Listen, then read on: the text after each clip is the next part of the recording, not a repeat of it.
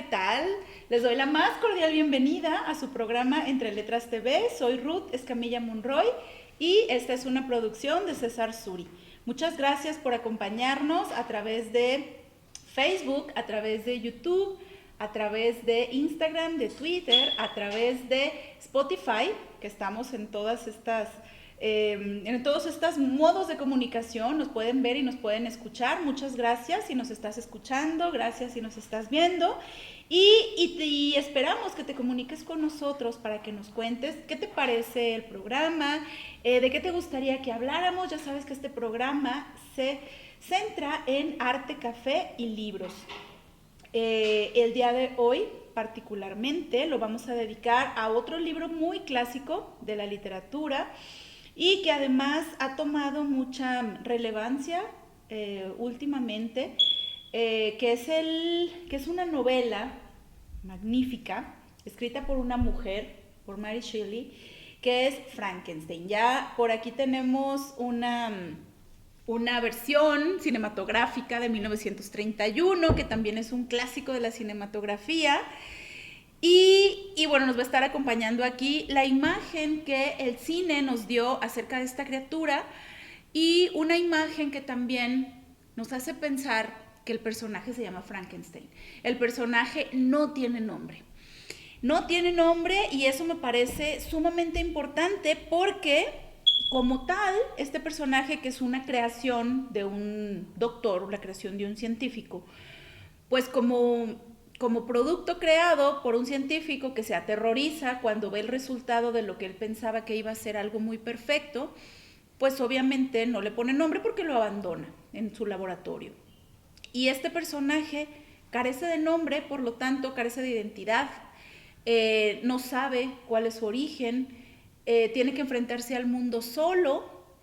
Y quizá el cine nos ha dado una imagen de un Frankenstein que es monstruoso, o que es maligno, o que no piensa, o que es como pues sí, casi como un zombie, ¿verdad? Pero no. Si leemos la novela, nos encontramos con que el personaje es como si fuera un niño que está descubriendo el mundo, pero solo, y con la característica de producir miedo en las personas que lo ven. Es una novela que tiene mucho que ver con la formación de la identidad, con el saber quién eres, de dónde eres, cuál es tu propósito en la vida, con la responsabilidad, ¿no? Si tú creaste algo, pues cuál es la responsabilidad del creador acerca de lo que hizo. Es una obra que habla acerca del amor familiar también, acerca de las relaciones humanas, acerca de el afán por lograr grandes empresas, por hacer grandes cosas. Y es una novela que es universal, ¿no? Que fue escrita en Gran Bretaña, pero que habla de temas que a todos nos atañen y en cualquier época. La autora, Mary Shelley, ella, este es su nombre de casada, el nombre con el que pasó a la historia de la literatura. Ella era hija de papás intelectuales. Su mamá, que también escribía, hizo un libro importante sobre temas feministas. Mary estuvo mucho tiempo expuesta a reuniones con adultos donde se trataban temas temas de discusión interesantes acerca de la cultura, acerca de la ciencia. Y entonces ella se llenó de un bagaje cultural muy interesante, muy joven. Ella se va a vivir con el poeta, con Percy Shelley, y él pues ya tenía toda una trayectoria literaria. Él era amigo de otro poeta muy importante que es Lord Byron, de un médico que también escribía, que es Polidori. Y ellos tres van a emprender un viaje, van a pasar unos días a orillas de un lago, para distraerse, para pasar el tiempo, pues van a decidir hacer una competencia de escribir una historia de terror. Vamos a ver quién escribe la historia de terror. Entre nosotros 4, la mejor historia de terror. Y bueno, de esas historias de terror, pues derivaron en obras para cada autor, pero la más grande fue la de la más jovencita del grupo, que era Mary Shelley, que tenía apenas 18 años cuando publicó la novela. Entonces, aparte de todo, pues ese es otro aspecto muy llamativo de la obra. Alguien tan joven, con esa visión del mundo y con esa capacidad de analizar el alma humana. Entonces, tenemos que bueno, ella misma lo cuenta en el prólogo del libro, ella lo comenta, y ella dice que cómo fue que se creó, ¿no? Entonces ella quería hacer una obra en la que la gente temblara, ¿no? Cuando viera aparecer a la criatura. Y bueno, este cuento después lo siguió trabajando y se convirtió en una novela que me puedo imaginar leyendo con una vela, ¿no? Con una vela por allá en una cabañita, leyendo la descripción que ella hace de los ojos de la criatura y bueno, de cómo aparece tras la ventana, etcétera. Entonces me puedo imaginar que causaba terror, pero la han considerado también como la pionera de la ciencia ficción, porque esta criatura es una creación de un médico que quiere quiere prolongar la vida más allá de la muerte. Entonces este médico pues sí utiliza, hay un descubrimiento científico, el galvanismo, que sí fue un descubrimiento real, y entonces este médico utiliza los principios del galvanismo para, a través de la electricidad, darle vida a un cuerpo inanimado. Y entonces lo que hace pues es que sí, se va a buscar a los osarios, se va a buscar partes de personas para crear un ser que sea perfecto y que sea muy fuerte y que sea inmortal, porque entonces si le vamos a infundir vida con electricidad, pues entonces esta persona ya no va a depender de un cuerpo que se descompone y que se enferma y que se destruye. Y bueno, ella comenta en el prólogo, escrito en 1831. Y ahora, una vez más pido a mi horrenda criatura que salga al mundo y que prospere. Siento afecto por ella, pues fue el fruto de unos días felices en que la muerte y el dolor no eran sino palabras que no encontraban verdadero eco en mi corazón. Sus diversas páginas hablan mucho de paseos, muchos viajes y muchas conversaciones, cuando yo no estaba sola y mi compañero era alguien a quien no veré más en este mundo. Pero esto es solo cosa mía. A mis lectores no les incumben estas asociaciones. Solo añadiré unas palabras sobre las alteraciones que se han introducido. Son principalmente de estilo. No he cambiado parte alguna del relato ni he introducido ideas ni circunstancias nuevas. He corregido el lenguaje donde era tan soso que mermaba el interés del relato. Estos cambios aparecen casi exclusivamente al principio del libro. En el resto se limitan a aquellas partes que son meras adiciones a la historia, dejando intacto su fondo y su sustancia. Entonces, esta fue la segunda edición del libro en 1831. Y bueno, pues es más o menos una manera de que ella nos va introduciendo a la situación. Este libro, en su manera de ser narrado, es muy interesante porque está narrado en primera persona. ¿Qué es esto? Pues que yo estoy contando lo que a mí me pasó. Entonces, esta voz que vamos escuchando en primera persona son diferentes personas. La historia empieza cuando un hombre que quiere hacer, un capitán de un barco quiere hacer un viaje para conquistar el Mar del Norte. Y entonces tiene la gran empresa de viajar entre los hielos y conquistar el norte con un viaje en barco, junta a un grupo de hombres que aceptan esta aventura que muchos consideran locura porque era muy peligroso hacer ese tipo de viajes porque podías quedar atrapado en el hielo, pero él quiere trascender y entonces organiza su viaje y le escribe cartas a su hermana que vive en Inglaterra. Entonces así empieza la novela, con las cartas de Robert Walton, que es el capitán. Entonces tenemos la voz de este personaje que le dice a su hermana en la primera carta: te alegrará saber que ninguna desgracia ha acompañado el comienzo de una empresa que tú veías con malos augurios. Llegué aquí ayer y lo primero que hago es confirmarte, querida hermana, mi bienestar y mi creciente confianza en el éxito de esta misión. Esta carta se la escribe desde el norte de Londres.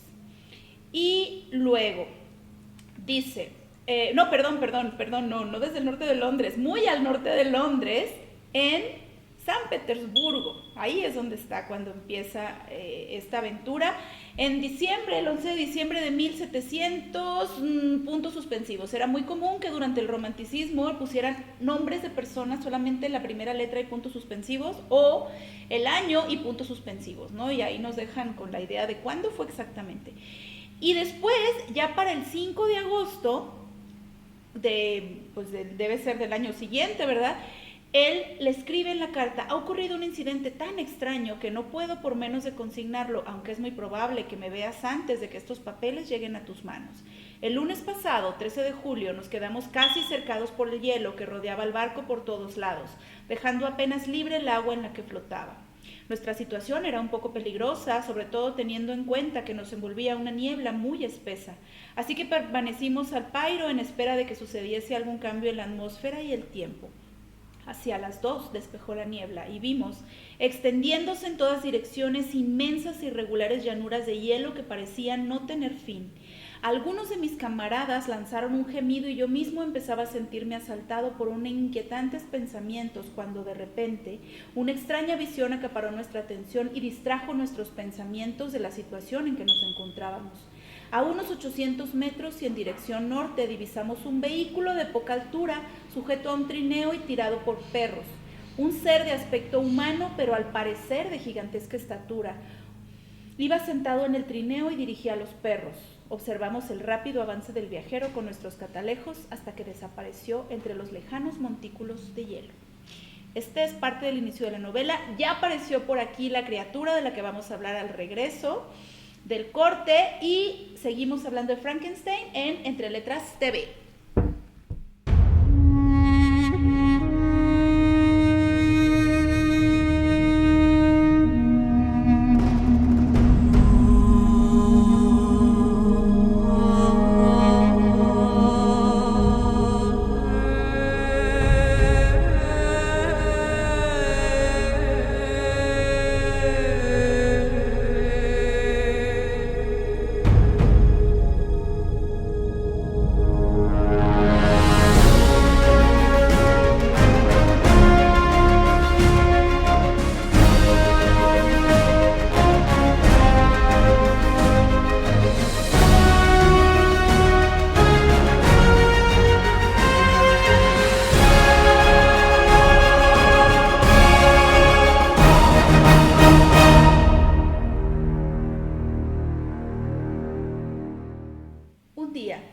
En que me sentí acosado por el frío, encontré una fogata que habían dejado unos vagabundos y me sentí inundado de placer ante el calor que experimenté junto a ella.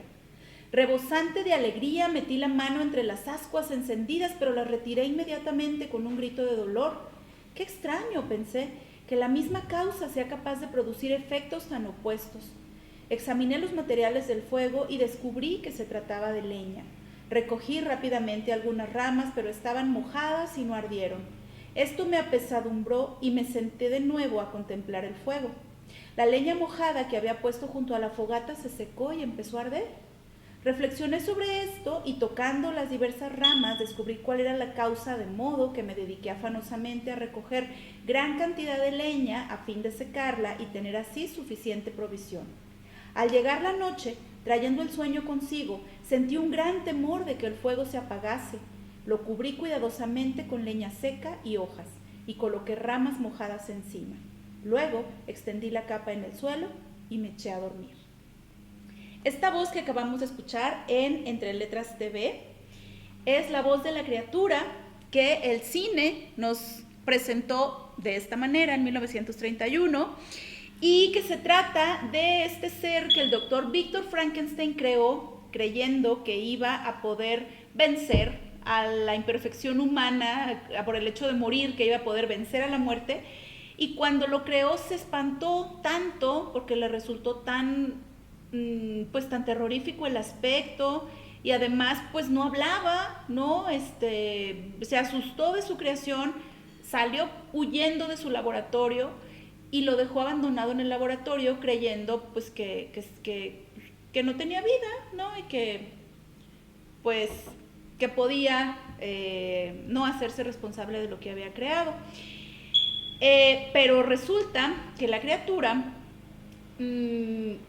encontró el abrigo del doctor, con él se cubrió y salió a la calle y entonces empezó su peregrinar. Fue como su nacimiento, nació en un laboratorio. Obviamente no sabía hablar, es como un niño, pero en adulto.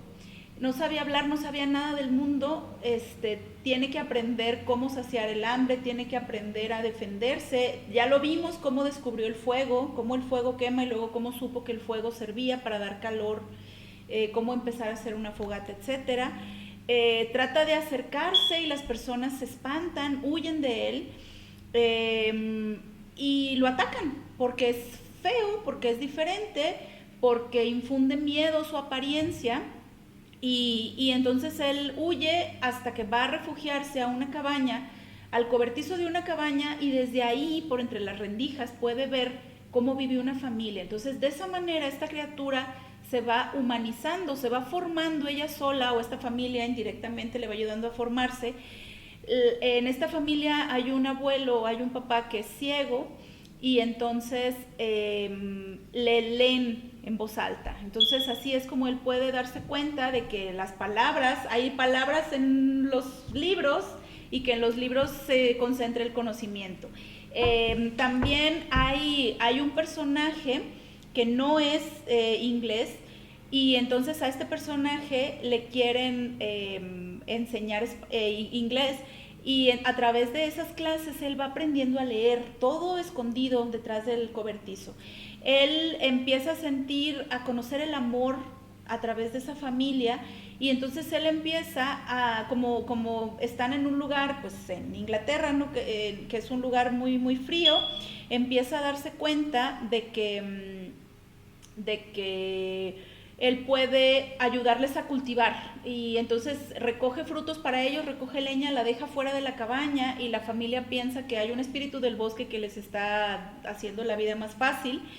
Pero cuando llega el momento de acercarse al padre, porque él dice, pues me voy a acercar al padre que no ve, para poder hablar con él y decirle quién soy y como empezar a integrarme a la sociedad, pues aparece el hijo y se espanta, lo ataca, y entonces, bueno, pues todo su amor se convierte en odio, ¿no? Y estos acercamientos que él trata de hacer se convierten en odio porque él da amor y recibe odio. Y entonces una obra que habla pues de cómo se generan, si el hombre nace bueno y la sociedad lo vuelve malo. Algo también muy, muy interesante, muy bonito en esta novela es pues el discurso que él le da a su creador cuando por fin lo ve, ¿no? Es este hombre, este hijo abandonado, ¿no? Esta creación de la que su creador no se hizo responsable, y todo ese discurso que él hace de cómo él tenía sentimientos y cómo se le fueron convirtiendo en odio, que ahora quiere saciar y quiere vengarse y quiere hacer cosas terribles, si su creador no se hace responsable de él. Entonces, lo que la criatura quiere cuando puede encontrarse con su creador es que le haga una compañera, porque él está solo y él ve cómo las personas tienen la compañía de otros, pero él no puede tener la compañía de los humanos porque no es igual, y los humanos no están listos para aceptar a las personas que son diferentes. Les suena conocido y les suena familiar.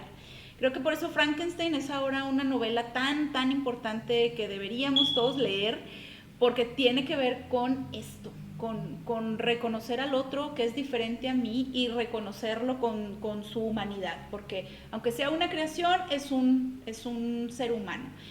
Que piensa, que razona, que siente, etcétera. Y su creador, pues aterradísimo, tiene miedo, ¿no? ¿Cómo voy a creerle una compañera a este ser que es un demonio? ¿Qué va a hacer con ella? ¿Va a tener hijos? Bueno, es el temor del creador de ahora no sabe, no sé qué hacer con la cosa que hice, ¿no? Y estar evitando hacerse responsable de él. Hay circunstancias que lo llevan a cometer asesinatos. Uh-huh. De hecho, mata al hermano de su creador, que es un niño, y pues obviamente el creador lo odia, ¿no? Por esta situación, pero es una situación involuntaria, ¿no? El niño empieza a gritar, pues él trata de callarlo y pues en el callarlo lo asfixia, ¿no? Y bueno, ya no les cuento más detalles, pero bueno, a lo mejor es una obra que ya conocen porque seguramente han visto las películas o porque seguramente la leyeron y en algún momento de su vida, y a lo mejor sería un momento interesante para retomarla y leerla ahora a la luz del siglo XXI, ¿no? Hay diferentes, o es una obra que ha suscitado pues muchas otras obras. Entre ellas pues hablábamos de esta película donde hay una escena muy muy tierna que no aparece en el libro, pero bueno, es una escena tierna y al mismo tiempo es muy triste porque es esta criatura que piensa que una niña tan bonita como una flor va a flotar en el agua igual que flotan las flores que la niña está aventando al agua, ¿no? Entonces habla como de su inocencia y cómo el pueblo cree que es un asesino nato. Y también hay otra versión de 1994 donde Robert De Niro apareció como la criatura. Miren, aquí la tengo en muy retro, ¿no? Así en DVD. Y bueno, en esta historia pues se hace mucho énfasis, como siempre una película pues va a interpretar, va a traducir una obra al lenguaje cinematográfico y va a hacer cambios. Entonces aquí hay unos cambios importantes en cuanto a la creación de la pareja para la criatura. Pero bueno, es una obra entrañable. Ya escuchamos hablar al personaje. Les comentaba yo que hay diferentes voces que en primera persona cuentan la historia. Está entonces el capitán, está después el mismo doctor Víctor Frankenstein que está contando, que está mandándole cartas a su padre o cartas a Elizabeth, su novia, las cartas de Elizabeth que le cuentan cómo están las cosas en donde ellos viven. Está la criatura comunicándose con su propio creador y contándole su historia. Entonces van a estar contadas en primera persona, lo cual nos acerca mucho el corazón a lo que nos está narrando. Y bueno, pues es una novela clásica que ojalá que si no la han leído se den la oportunidad de leerla. Si les gustó, comenten. Para mí es uno de los 10 libros que pondría en esa lista de 10 libros que han marcado tu vida. Les cuento que fue el primer libro que compré con mi dinero, me costó, no les voy a decir cuánto porque van a saber cuándo fue, pero me acuerdo que era una edición de Editores Mexicanos Unidos, que tenía precisamente en la portada la cara verde de la criatura a la que conocemos como Frankenstein, pero pues que su creador no le puso nombre. Y bueno, pues esta novela de Mary Shelley es una obra que les recomiendo muchísimo. Gracias por acompañarnos en Entre Letras TV, gracias a César Suri por la producción de este programa. Si te gustó, regálanos un like, suscríbete al canal y puedes escucharnos en Spotify, puedes seguirnos en Instagram, puedes seguirnos en YouTube, en Facebook y también en Twitter. Gracias, soy Ruth Escamilla Monroy.